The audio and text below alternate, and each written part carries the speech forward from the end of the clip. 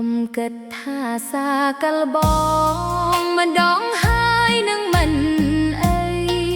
ផ្លូវខុសមួយជុំហានអាចនាំជីវិត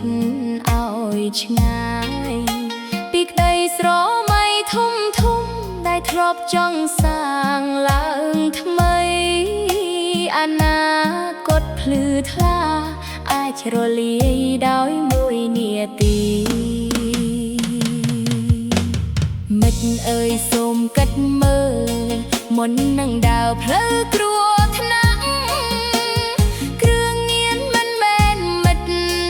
តែជាភ្លើងដុតជីវិតលុយកាក់ខំរាប់បានអាចរលាយអស់គ្មានសល់ទឹកភ្នែកឪពុកម្ដាយហូរពេញចិត្តដោយកង្វល់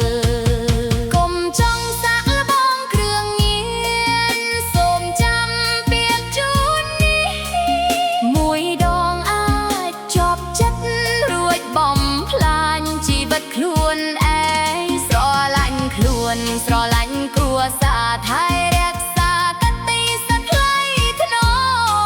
អនាគតនៅវែងឆ្ងាយកុំបោះបង់ព្រោះគ្រឿងញៀនឡើយយុវវ័យគឺជាពេលសាងសុបិនឲ្យរីកចម្រើនមិនមែនពេលបណ្ដោយខ្លួនឲ្យធ្លាក់ក្នុងរន្ធទៅ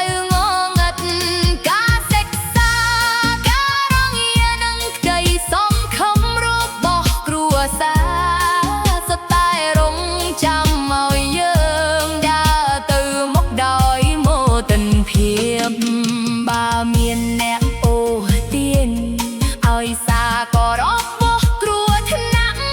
ជោគដីសេកដោយក្លាហានកុំឲ្យខ្លួនធ្លាក់ក្នុងអន្ទាក់ជីវិតមានតម្លៃណាស់កុំយកទៅតូរនឹងទុក្ខវេទនាចូលរស់នៅដោយសុចរិតដើម្បីថ្ងៃស្អែកដ៏រុងរឿង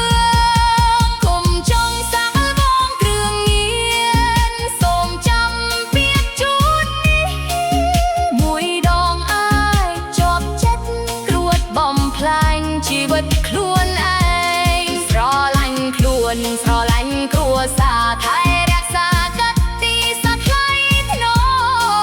អនាគតនៅវែងឆ្ងាយកុំបោះបង់ព្រោះគ្រឿងញៀនឡើយ